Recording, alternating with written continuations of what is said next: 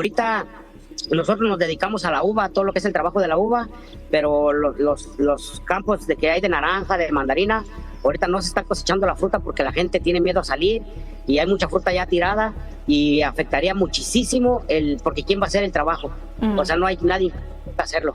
Inicia una crisis en productos agrícolas en Estados Unidos. Hay reportes que indican que las cosechas en Estados Unidos están siendo afectadas debido al miedo de trabajadores migrantes a ser deportados, especialmente tras las políticas migratorias recientes. En áreas agrícolas como California, se han observado campos vacíos y cosechas sin recoger, como fresas y cítricos, tomates, entre otros, ya que muchos trabajadores indocumentados han dejado de asistir por temor a redadas. Esto ha generado preocupaciones entre agricultores sobre millonarias pérdidas económicas y escasez de mano de obra. Esto ocasionará una alza en los precios de estos productos agrícolas en todos los Estados Unidos, y más ahora que el presidente Donald Trump anunció que el 17% de arancel al tomate mexicano. México produce una parte significativa del tomate que se consume en Estados Unidos. Se estima que alrededor del 90% de los tomates que se consumen en Estados Unidos son de origen mexicano, según el gobierno mexicano. Esto se debe a que México es un importante exportador de tomate, especialmente de variedades frescas, y Estados Unidos es su principal mercado de destino.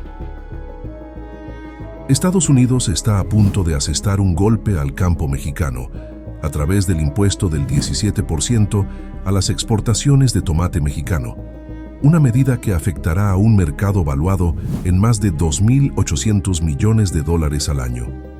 En abril pasado, el Departamento de Comercio de Estados Unidos anunció que retiraba un acuerdo de 2019 con México que dejaba en suspenso estos aranceles.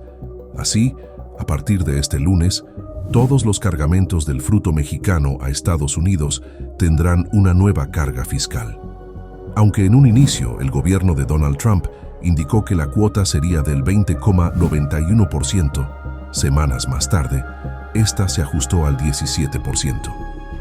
Esta medida permitirá a los productores de tomate estadounidenses competir en igualdad de condiciones en el mercado, declararon hace 3 meses las autoridades comerciales de Estados Unidos. Estados Unidos tiene el plan de producir todo el tomate que se consumen en su país y evitar a toda costa comprarle a México, pero los agricultores estadounidenses no podrán hacerlo, porque sus campos están desolados, ya no hay trabajadores agrícolas y sus terrenos están paralizados. Todos los trabajadores de los campos, en su mayoría, son mexicanos, y ellos ya no quieren acudir a trabajar por temor a ser deportados.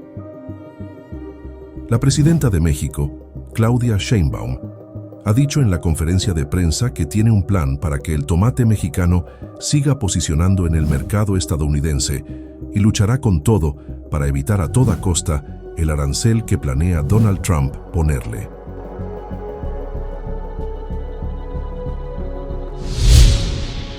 Presidenta, en otro tema, luego de que Estados Unidos decide retirarse de este acuerdo de suspensión y aplicar el 17%, esta cuota a las exportaciones de jitomate mexicano, pues ¿cuál es el impacto que tendrá principalmente en la industria de Estados Unidos y también cómo el gobierno va a apoyar pues a los productores nacionales? Sí. ¿Por qué no pones Ayer emitieron Secretaría de Agricultura y Economía un comunicado, pero el que quiero mostrar es el que publican las asociaciones de productores de jitomate. A ver, préstame para que no esté.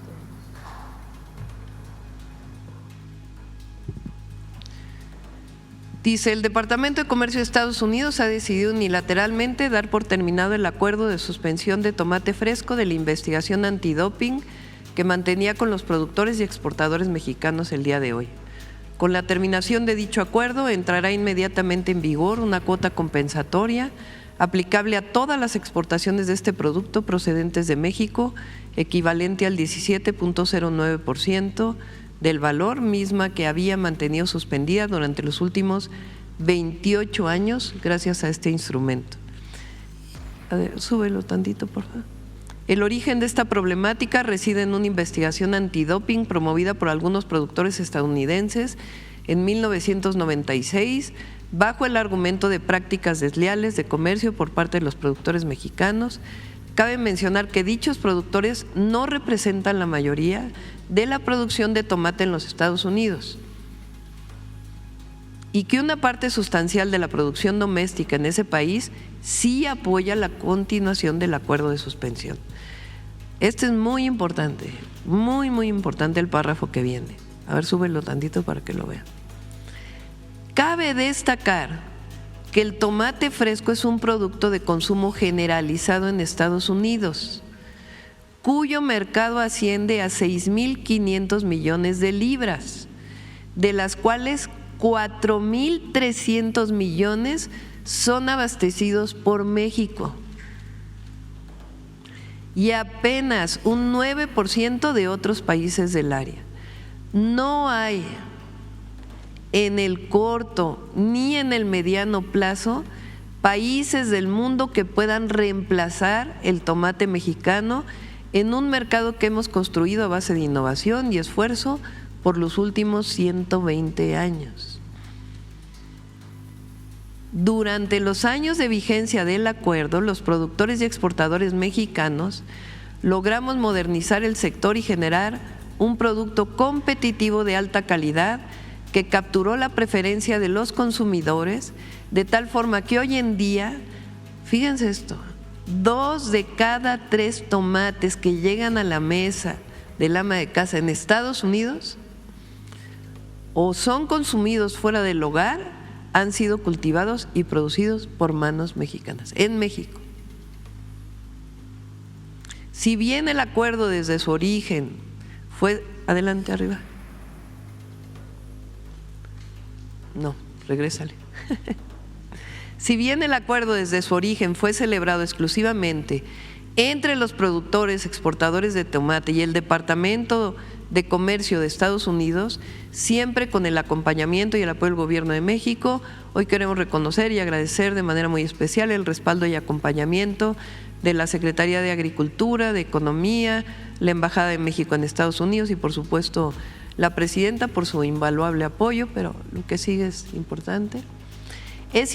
Y compromiso con el sector. Es importante mencionar que en 2019 el acuerdo fue terminado por el Departamento de Comercio de los Estados Unidos, o sea, ya hay un antecedente en 2019. Sin embargo, después de 4 meses de intensas negociaciones, se logró restablecer, entre otras cosas porque no hay sustituto del jitomate o del tomate mexicano. Haciendo referencia a este antecedente, reiteramos nuestro compromiso de continuar trabajando en estrecha coordinación con el Gobierno federal, ya que su intervención seguirá siendo de gran relevancia para encontrar soluciones y mecanismos que permitan normalizar esta situación. Finalmente, destacar que este es un sector resiliente que ha superado las batallas comerciales que a lo largo del tiempo han pretendido limitar su desarrollo, así que continuaremos esforzándonos de manera organizada por seguir poniendo en la mesa de las familias norteamericanas, pero también de México y del mundo, tomates de la más alta calidad, a pesar del obstáculo del arancel, que inevitablemente repercutirá en los bolsillos de los consumidores de este país. En las firmas, para que se vea quién lo firma. Germán José Gándara, presidente de la Asociación Mexicana de Horticultura Protegida. José María Pablos, presidente de la Confederación de Asociaciones Agrícolas del Estado de Sinaloa. Gualberto Solorio, Consejo Agrícola de Baja California. Y Rosario Antonio Beltrán, presidente del Sistema Producto Tomate. Y Alberto Cruz, Asociación de Productores de Hortalizas del Yaqui y Mayo.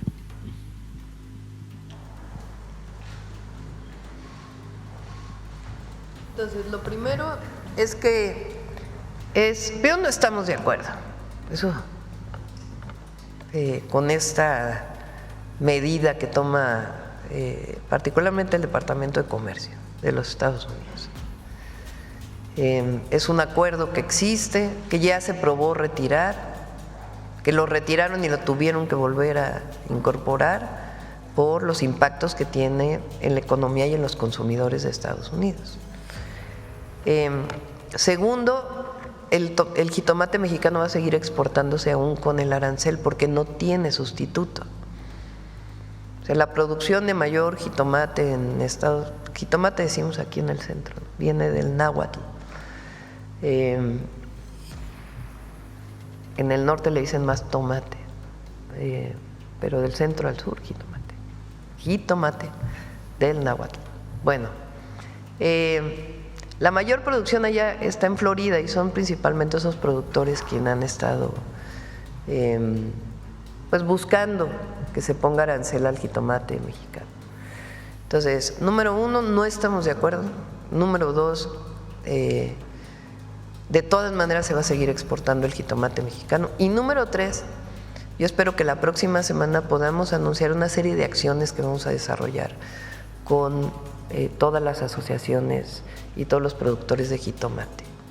No quisiera adelantar, pero son en el marco del Plan México y vamos a dar distintas opciones a los productores de jitomate en nuestro país y a seguir peleando en Estados Unidos.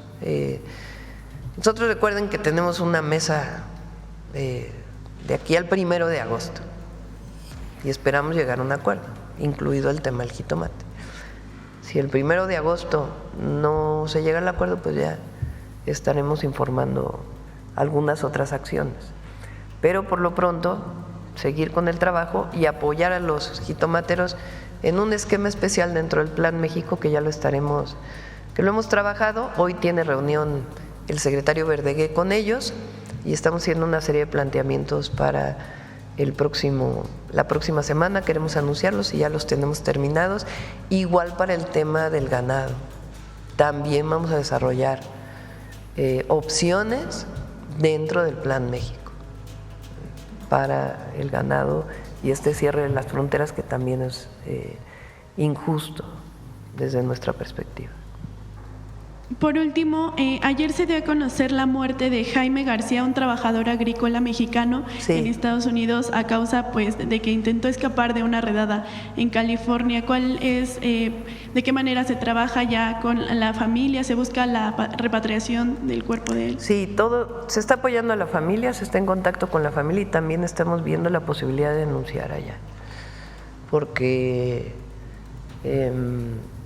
es inaceptable. Entonces, lo está revisando la Secretaría de Relaciones Exteriores. Es muy lamentable que esto ocurra.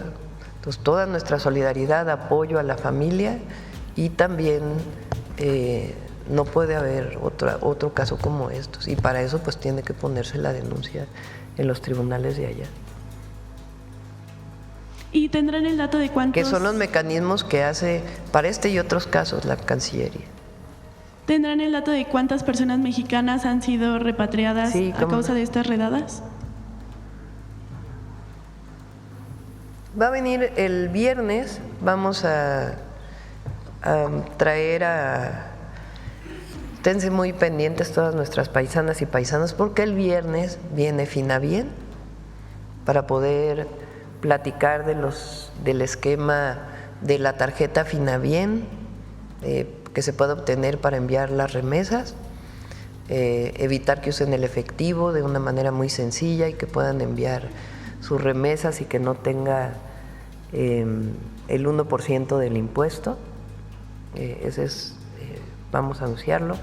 Vamos también a informar de otra disminución de un montón de requisitos que se pedían para el menaje de casa a los paisanos que querían regresar, que se tenía una burocracia muy grande para poder regresar con sus pertenencias y algunas otras medidas también de apoyo a nuestros hermanos que están allá en Estados Unidos, además de todo el trabajo y el reforzamiento, como bien lo indiqué, de las medidas de apoyo legal para todos nuestros paisanos allá por parte de los consulados. Total del 6 de junio, cuando se intensificaron las redadas, son 435 personas. Total del 20 de enero al 14 de julio, repatriados, estos son nada más vinculados con redadas, son 1,427. Y desde el 6 de junio, 435. Pero repatriados a nuestro país viene acá en este. Desde el 20 de enero han sido repatriados 75.341 personas, 68.790 mexicanos y mexicanas y 6.551 extranjeros. Muchas gracias, presidenta. Siguen también el programa México Te Abraza con todos los centros de atención en la frontera, en el aeropuerto de Tapachula y en el aeropuerto Felipe Ángeles. Sí. A ver acá, Hans, y luego acá. Buenos días, presidenta. Hans Salazar, de Noticiero en Redes.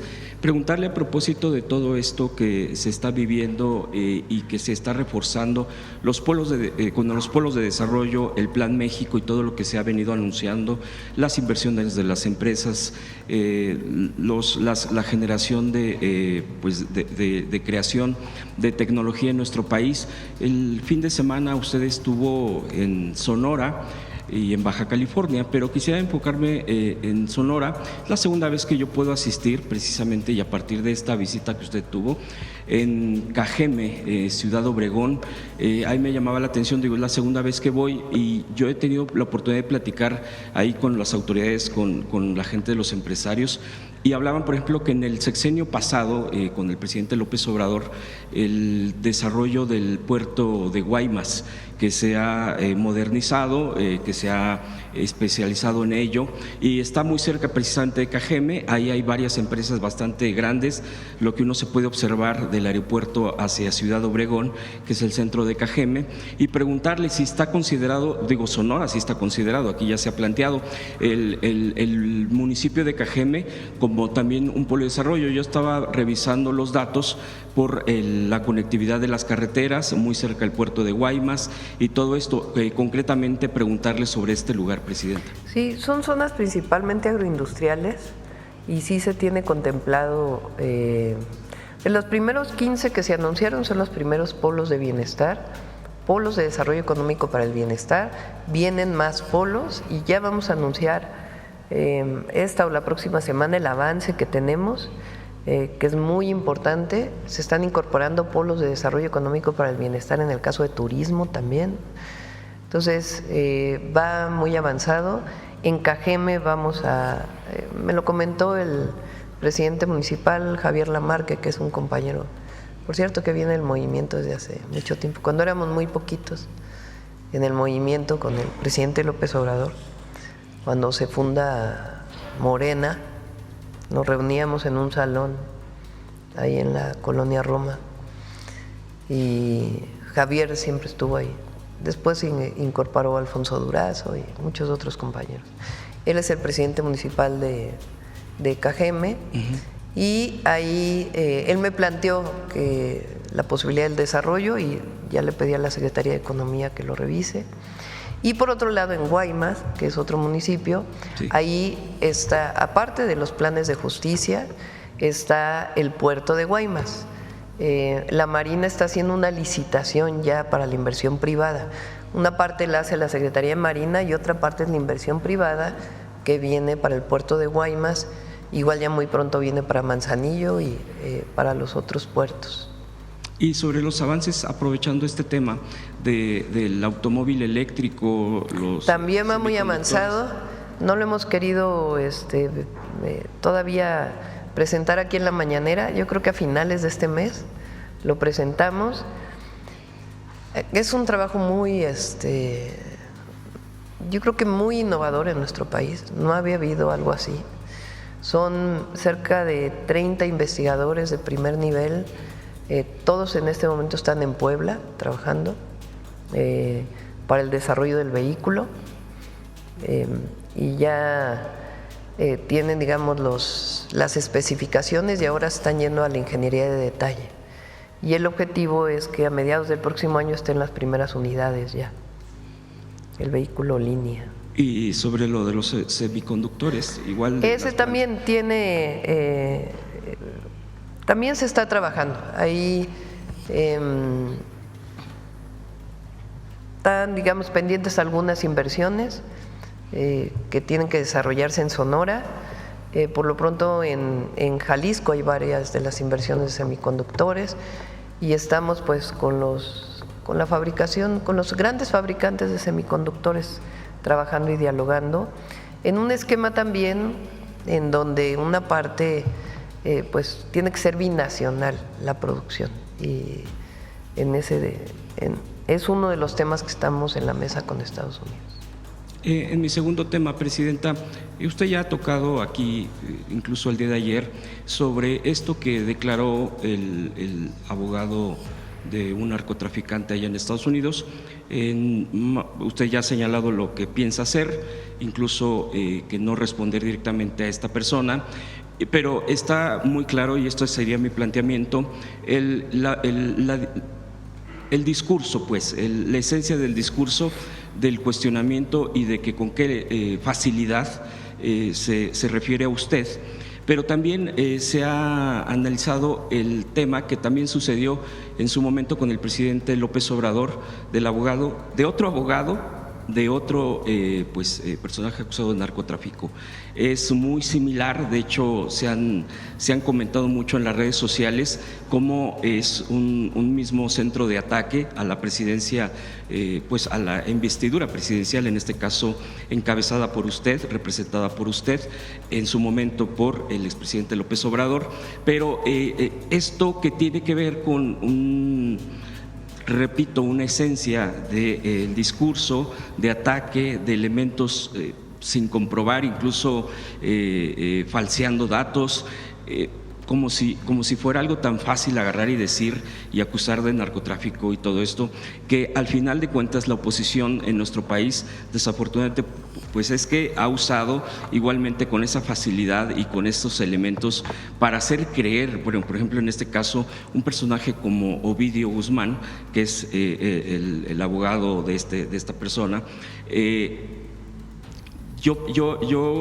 También se observa que la oposición usa mucho, ya van a declarar esto, usan mucha información, lo que no sucede precisamente en las cortes o en la justicia estadounidense, donde no sale a relucir, que se transparenten las declaraciones, la información que puedan proveer este tipo de personajes, etcétera, toda la dinámica y el esquema de lo que usan allá en Estados Unidos, pero se ocupa para un ataque. Yo preguntarle, ¿cómo ve todo este esquema en el ataque hacia usted en temas de narcotráfico, que va directamente a cuestionar sin elementos, pero que la oposición al final se alinea o al revés o viceversa con abogados de narcotraficantes en Estados Unidos para armar toda esta narrativa y acusar sin ningún tipo de sustento, pero sí en una narrativa de golpeteo constante contra usted? Lo primero es que se requiere autoridad moral y política para gobernar México y estar a la altura de nuestro pueblo. Entonces, la certeza de esa autoridad, pues, por mí habla mi historia. Eso es lo primero. Lo segundo es por cierto que ya se puso la demanda, la Consejería Jurídica. Lo segundo es la oposición en México, que casi lleva un adjetivo, se llama antipatriota. Ellos desean que nos pongan el 30% de arancel. En vez de apoyar a México, en vez de decir es injusto, no tiene lógica, le va a hacer daño no solo a México, sino a Estados Unidos. Se ha demostrado durante tantos años que la integración comercial ha sido benéfica para ambos países. No solamente pues, va a implicar un efecto para el pueblo de México. Qué bueno que haya una mesa para poder trabajar y que no haya aranceles para nuestro país. No. Que para empezar, además, pues es para todos los países del mundo, ¿no? Ellos lo concentran como si fuera un asunto para México. No informan que es una política de Estados Unidos, pero no defienden a México. Ellos lo que quieren es que le vaya mal al gobierno. No importa si le va mal al pueblo, no importa si le va mal a los empresarios, que en todo caso deberían ellos, como en otras ocasiones, apoyar. O sea, no es qué hacemos, cómo ayudamos, en qué participamos para que no haya aranceles, es como otros temas. No, ellos lo que buscan es el fracaso de nuestro gobierno y de nuestro movimiento, pero se van a quedar con las ganas. Pero es una posición muy antipatriota y muy hipócrita, porque ¿por qué no hablan del sexenio de Calderón, de sus sexenios, de donde ellos gobernaron, o del de Peña? ¿Por qué no hablan de eso? ¿Por qué no explican cómo fue posible que aumentaran los homicidios en México del 2006 al 2018 en 4 veces, no sé, 5 veces? Y que a partir del 2018 comenzó a disminuir, cambió la tendencia. Y que ahora en este primer año todavía le hemos dado una tendencia más a la baja. ¿Por qué no hablan de ese incremento en los homicidios? ¿Por qué no hablan del Rápido y Furioso? La oposición. ¿Por qué no dicen cuando Calderón permitió que entraran armas a nuestro país libremente? ¿Por qué no hablan de todo eso? Pero sí quieren que haya 30% de aranceles a nuestro país. ¿Para qué? Para que le vaya mal al gobierno, independientemente de que eso signifique una medida unilateral de Estados Unidos en contra del pueblo de México, de los empresarios y de todo el país. No, ellos por eso tienen tan poquito apoyo, porque el pueblo de México también ya está en otro nivel, ya no se va con la finta de estas cosas. ¿Usted cree que estos abogados tengan conexión con la oposición? No me atrevería a decir algo así, no conozco, para eso se tendría que tener pruebas. Pero lo que sí, pues, son sus argumentos, que no tienen sustento y que además son muy antipatriotas. Repito, el caso de los aranceles. Vean nada más los comentócratas de hoy, la oposición, en vez de estar diciendo cómo ayudamos, qué hacemos, cómo fortalecemos a México. Hoy, por ejemplo, en la tarde tengo reunión con los empresarios, ¿no? Que hemos estado en mucha comunicación, mucho contacto para qué hacen ellos, qué hacemos nosotros, cómo trabajamos. No, es un grupo muy minoritario que actúa contra México. Esa es la verdad. ¿Nos podría comentar algo sobre la denuncia ya presentada? Ya se lo dejo a la Consejería Jurídica, ya no, como digo, no es tema, la verdad. Para mí ya no es tema. Gracias, Presidenta. Buenos días. Dalila Escobar, de Proceso. Primero, sobre el tema de los aranceles, quisiera preguntarle con este asunto en torno a lo del 30%, si su gobierno estaría en estas mesas de negociación. La idea es que se disminuya a cero o que llegue a cero o que solamente se disminuya. ¿Cuál es la apuesta que se tendría en este sentido? Pues nosotros obviamente que llegue a cero, ¿verdad? O sea, nosotros en este momento tenemos ¿qué mecanismo tenemos antes de la última carta del presidente Trump? Acero y aluminio tienen un caso especial, igual que en todo el mundo, y vehículos es igual que en todo el mundo, aunque nosotros tenemos ciertas condiciones preferenciales. Ahora, ¿qué situación tenemos hoy? Todo lo que está dentro del Tratado de Libre Comercio, el TEMEC, todo lo que está dentro del TEMEC tiene arancel cero. Todo lo que se exporta fuera del TEMEC a través de un mecanismo que se llama Nación Más Favorecida, tiene 25%. Ese es lo que tenemos hoy. Entonces, por lo menos queremos llegar pues a lo mismo que tenemos hoy, que no haya más. Y en ese proceso pues estamos buscando una condición favorable para nuestro país. Y en ese proceso estamos. Ese es el argumento. Ahora bien, el 25% que está fuera del TEMEC, pues nuestro objetivo es que la mayor parte de ello entre dentro del tratado comercial. ¿Qué se requiere para que entre dentro de la exportación del tratado comercial? Se llama que cumpla reglas de origen. ¿Qué quiere decir eso? Que dependiendo del producto, pero que 70-75% sea producido en cualquiera de los 3 países, Canadá, Estados Unidos o México. Eso quiere decir que la exportación sea a través del tratado.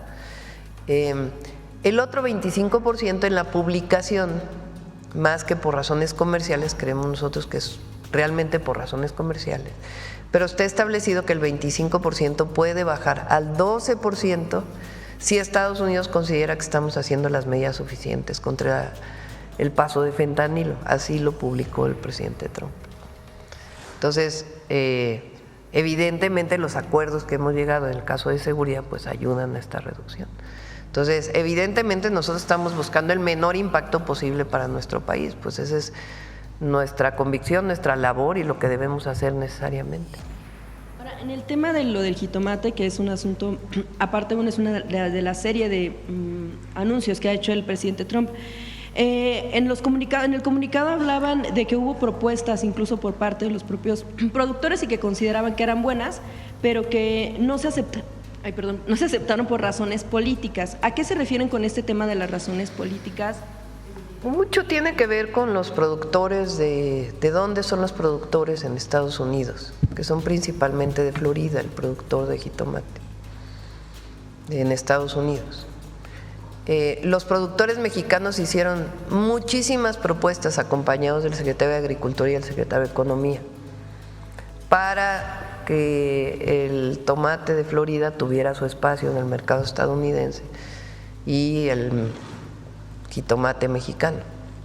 Entonces, esas propuestas siguen sobre la mesa. Y repito nuevamente, el mayor impacto va a ser para Estados Unidos, porque es muy difícil sustituir el jitomate mexicano, es decir, se va a seguir exportando. Para el porcentaje que pueda tener efecto, estamos trabajando con los productores para distintas opciones dentro del Plan México, que ya las anunciaríamos en su momento. Ahora, un poco también lo que quería continuar en la pregunta es, si con esas tarifas en el jitomate no observan en todo caso también en Estados Unidos la intención de pues tal vez desgastar a la administración mexicana con el enfoque de estar acuerdo tras acuerdo con anuncios. Es una de las, puede ser una razón, sí puede ser una razón. Nosotros pensamos que podemos llegar a un acuerdo, pero nosotros nos tenemos que preparar para todos los escenarios, como lo hemos hecho desde el principio. Ahora, por las pláticas que tenemos la idea de que podemos llegar a un acuerdo, pero nosotros como gobierno y en coordinación con toda la sociedad, pues tenemos que tener alternativas. Bien, ahora en cuanto al tema de lo de la demanda, ya que mencionaba ayer y hoy, un poco nada más quiero preguntar sobre el asunto de si se tiene en cuenta de que el expresidente Andrés Manuel López Obrador también, como ya lo mencionaban, se había planteado en demandar al abogado que era de García Luna, pero él mismo había mencionado que era un poco complicado porque tienen protección en Estados Unidos. ¿Se han tomado en cuenta este asunto? Lo demandamos aquí en México. Aquí en México. Sí. ¿Y cuáles serían las medidas que están esperando de resarcimiento, de sanción, que ofrezca disculpas? Ya que lo explique la consejera. Bien, también sobre este asunto de los acuerdos, en materia de lo que ha llegado a tener Estados Unidos con pues delincuentes o a personas que están investigando allá y que incluso algunos han sido detenidos en México y enviados por solicitud de extradición. Yo quisiera preguntarle a qué atribuye que en México pues no se llega a obtener la información que obtienen en Estados Unidos por la diferencia de procedimientos o cuál es la situación por la que allá tienen cierto tipo de declaraciones. Pues hay que preguntarle a Estados Unidos, ¿no? Porque hay un tratado de extradición. A ver si después se puede mostrar lo que es el tratado de extradición y las medidas que a partir de los tratados de extradición existen. Justo porque también ya mencionaba toda la información que tiene Estados Unidos y que no sabemos si toda se da a conocer o si se da a conocer de acuerdo a los beneficios que espera obtener también de un gobierno sobre otro. Digo, eso no lo sabemos. Y en cuanto a esos acuerdos ya conocidos también, que como hemos visto ha derivado, por ejemplo, en la detención, como fue el caso de Ismael El Mayo Zambada, de cual México no ha tenido información y de la cual pues han estado solicitando, pero que son operaciones o estrategias que tienen con los propios delincuentes que pudiera ser, pero que se llevan a cabo en territorio mexicano para concluir en territorio estadounidense. Yo quisiera preguntarle en dos sentidos. El primero es si la falta de información no se comparte de Estados Unidos a México es una muestra de desconfianza de las autoridades de Estados Unidos a nuestro país. Y en el otro sentido es si después de este acuerdo, después de todo lo que ha sucedido con la extradición de Ovidio y que se llevan a cabo allá acuerdos que no se toma en cuenta a México, si México estaría también por mantener confianza en Estados Unidos para este tipo de tratados. Ha cambiado la relación México-Estados Unidos a partir de la llegada de la Cuarta Transformación. Nosotros pensamos que la integración comercial que ha habido con Estados Unidos es benéfica para México, que el TEMEC fue muy benéfico para México, para Estados Unidos y para Canadá. Consideramos que en el terreno económico consolidar este bloque de América del Norte es muy importante para competir con otras regiones del mundo. Pero en otros terrenos nosotros defendemos nuestra soberanía. O sea, puse el ejemplo, rápido y furioso, fue Calderón quien estableció un acuerdo con el gobierno de Obama para que entraran armas a México, supuestamente con unos chips en donde iban a ver a dónde les quitaron el chip y fue un problema grave porque incluso hubo ciudadanos estadounidenses que fallecieron, pensado desde Estados Unidos, y todo lo que implicó en términos de esa entrada de armas a nuestro país y el incremento de la violencia. No se nos olvide que algunas de las agencias estadounidenses operaban en territorio nacional junto con las fuerzas mexicanas. Eso a partir del 2018, diciembre del 2018, que entró el presidente López Obrador, cambió. Pueden estar en México, pero tienen que cubrir ciertas reglas. Y nosotros, no solamente ahora está en la Ley de Seguridad, sino está en la Constitución. Porque nosotros creemos en nuestra soberanía, creemos en la política de buena vecindad, creemos en la política de colaboración, de coordinación, creemos en la política de comunicación permanente, de diálogo. Creemos en ello y creemos que es muy importante que mantengamos una muy buena relación con el gobierno de Estados Unidos. Nunca nos queremos conflictuar con ellos. Pero ustedes ven que Estados Unidos también cree en la colaboración con México. En muchas cosas sí, con la cantidad de cosas se colabora permanentemente. Ahora, hay temas que a ellos no les gustan, pues también hay temas que a nosotros no nos gustan.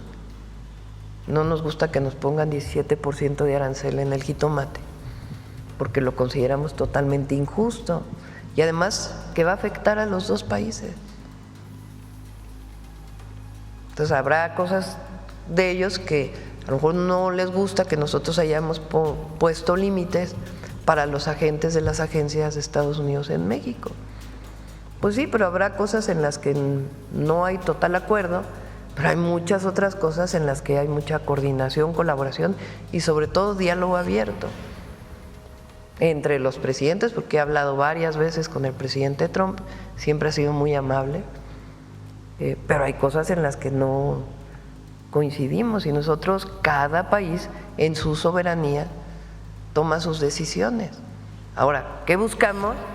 Pues evidentemente lo mejor para el país, lo mejor para el país.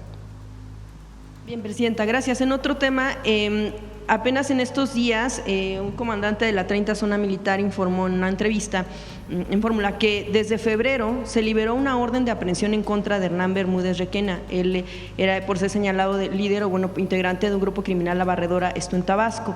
También fue secretario de Seguridad en ese estado y pues hoy está prófugo. Se menciona que salió por el sureste y que llegó a otros países, incluso ya se ha solicitado también la intervención del Interpol para buscarlo, ya se está buscando en más de 100 países. Y lo último que supieron es que está en Brasil, todavía no se ha identificado. Sin embargo, también traer a cuenta que, pues recordemos, Bermúdez Requena fue designado como secretario de Seguridad en Tabasco en diciembre de 2019 por el entonces gobernador Adán Augusto López, hoy senador. Cuando se publicó esta información, el propio Requena declaró a Proceso que el grupo de La Barredora era inexistencial, así lo dijo, así lo mencionó, y además afirmó tal cual: si hay algo en contra, pues en cualquier momento que me sienten en el banquillo de los acusados. Y hoy está prófugo. También, aquí en este sentido, y por la relación que tuvo y por quién fue y cómo y en qué cargo fue designado, la pregunta es: ¿se está investigando también a Adán Augusto López Hernández?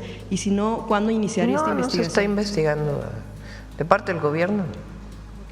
No se ha pedido ninguna investigación. Y que el Gabinete de Seguridad explique cómo es que esta persona tiene hoy está buscado y tiene un orden de aprehensión, y cómo fue este proceso, que se explique de manera transparente, sin problema.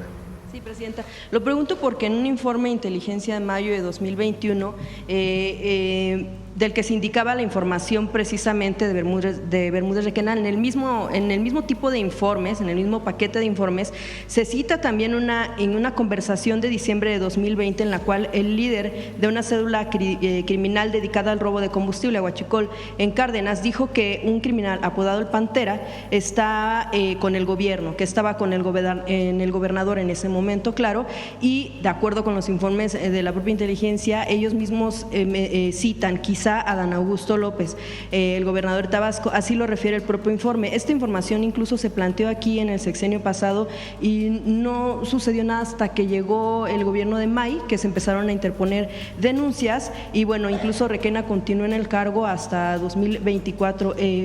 Precisamente por eso es que se le pregunta sobre el tema de la información y la investigación. Pero es muy importante porque cuando hay una investigación las hacen las fiscalías. El gobierno no coadyuva con la fiscalía en investigaciones, pero las fiscalías es quien tienen la obligación de hacer la investigación. Y nosotros no protegemos a nadie, de parte nuestra no hay ninguna acusación. Si la fiscalía tuviera algo, pues que investigue. Pero es muy importante que se conozca cómo fue este proceso hasta acusar a esta persona, y ya lo puede informar. El próximo martes viene el Gabinete de Seguridad, lo pueden informar, se les puede preguntar con todo detalle. Gracias. Sí, y ya por último, Presidenta, el tema de un asunto de una residencia en Bacalar, también relacionado con la Defensa Nacional, pues la construcción de una residencia de descanso se menciona en un inmueble de su propiedad frente a la laguna de Bacalar. Esto, que detonó inconformidad ya entre la población desde hace ya algunos años. Ya hay diálogo con ellos, ya hay diálogo, sí, ya se está llegando a un acuerdo. Y son instalaciones de la Secretaría de la Defensa, no es para una persona en particular, ni mucho menos, sino son instalaciones para el Ejército Mexicano. Y hay diálogo y va a seguir habiendo diálogo con la comunidad y están los impactos ambientales y todo lo que se requiere. Es que justo le quería preguntar sobre el asunto del impacto ambiental, que había una solicitud de que fueran eximidos, de que hubiera una manifestación. No, está todo en regla, está todo en regla. Sí hubo una manifestación de impacto ambiental. Está todo en regla. Sin problema. Sí. Bueno, es todo. Gracias. Gracias. Bueno, a ver, Nancy, ya cerramos porque son 9:19 y ¿qué de la Corte?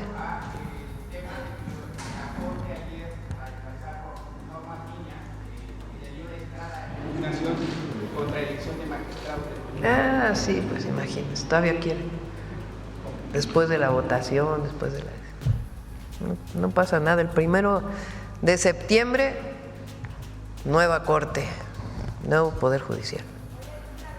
Buenos días, Presidenta. Nancy Flores de la revista Contralínea. Buenos días a todas y a todos. Presidenta, decía hace un momento acerca de esta normatividad que rige las extradiciones. Y justo le quiero preguntar sobre este acuerdo al que ya está llegando Ovidio Guzmán, hijo del Chapo Guzmán y líder además de la facción de los Chapitos. En este acuerdo pues queda clara por una parte la contradicción en la que entra el propio gobierno de Estados Unidos, donde dice que pues no negocia con terroristas, primero los cataloga como terroristas y ahora sí negocia con este presunto narcotraficante. Y en ese mismo sentido, Presidenta, preguntarle si se puede revisar en todo caso las extradiciones de mexicanos a Estados Unidos, porque Estados Unidos no solo llega a acuerdos de impunidad, que esos son, deja en libertad a estos criminales. Primero los exige a México, a otros países que los envíen para supuestamente hacer justicia, pero al final los libera a cambio pues de información o de recursos. En el caso de Ovidio, pues él se compromete a entregar $80 millones también, que son algo así como 1.500 millones de pesos, una fortuna pues muy grande. Y además los utiliza políticamente para intentar pues de alguna manera violentar nuestra soberanía o por lo menos presionar nuestra soberanía. Entonces preguntarle si se puede revisar el tema de las extradiciones y también si se va a hacer alguna solicitud formal para que parte de ese dinero que va a entregar Ovidio Guzmán pues sea entregado a México en esta cooperación, una cooperación y reciprocidad que se esperaría de ese país, y también porque pues en México fue detenido y México tiene también derechos sobre ese recurso. Si les parece, traemos a Relaciones Exteriores para que hable de los tratados de extradición, qué contiene el tratado de extradición en particular con Estados Unidos, si se está violando o no este tratado y qué en todo caso tuviera que aumentarse, pero son tratados de extradición establecidos con distintos países del mundo. Entonces traemos a Relaciones Exteriores. Hasta ahora lo único que sabemos es que se declaró culpable, es hasta ahí lo que se sabe, y ya la Fiscalía pues podrá informar con más detalle. Y sobre el tema de las extradiciones también, Presidenta, si se puede revisar el tema de delitos fiscales. Lo que sabemos es que México no tiene tratados por este tema con algunos países, por ejemplo Francia, también Brasil, y en ese sentido pues ahora con un nuevo poder judicial pues seguramente ya no van a estar amparando a los evasores fiscales y varios de ellos podrían refugiarse en estos países donde México no tiene acuerdos bilaterales para delitos fiscales. Y también vamos a fortalecer toda la reglamentación. Recuerden que en la Constitución, en el artículo 19, se inscribió el tema de los factureros. Tenemos que aterrizarlo en distintas leyes secundarias y distintas normatividades de Secretaría de Hacienda y del SAT, y estamos trabajando en ello para que ya muy pronto pueda salir, porque es delito grave hoy. Y ya enviar recursos para lavar dinero a otros lugares, pues sí pueden fortalecerse algunos tratados de este tipo.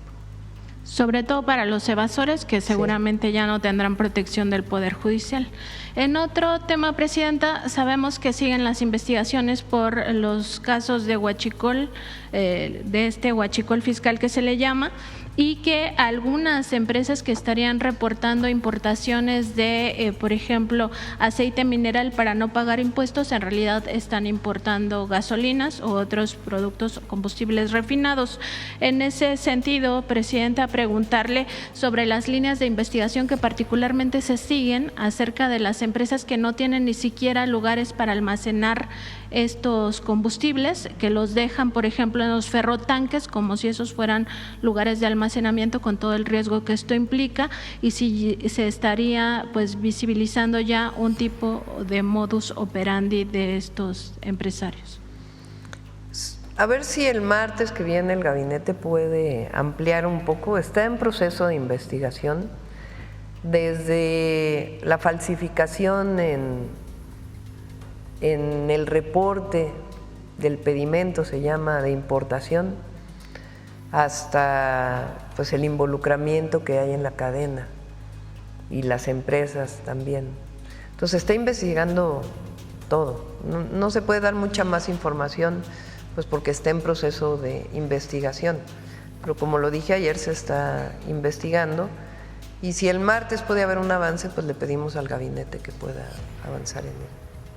Finalmente, Presidenta, pregunta. Mucho se ha actuado ya, por ejemplo, un lugar que se decía que almacenaba combustible, que estaba en el Estado de México y que era un edificio, se les quitaron todos los permisos. Administrativamente se ha avanzado mucho, se han retirado permisos, incluso agentes aduanales, o sea, se ha avanzado mucho, retirado permisos de importadores, administrativamente por parte de Secretaría de Energía y además lo penal. ¿En este gobierno ya se retiraron permisos entonces?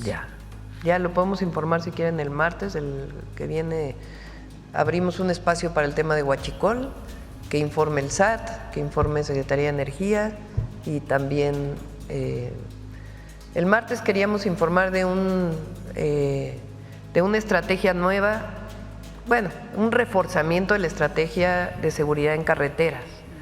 Entonces lo va a informar la Guardia Nacional, es muy importante lo que se está haciendo, también con Secretaría de Infraestructura, Comunicaciones y Transportes, desde arcos carreteros hasta muchas otras cosas, y podemos dedicarle un tiempo al tema del Huachicol, lo que se ha hecho desde la parte administrativa y hasta donde puede informarse la parte penal. Ya cerramos porque ya son 9:29. Muchas gracias a todas y a todos. Hasta mañana.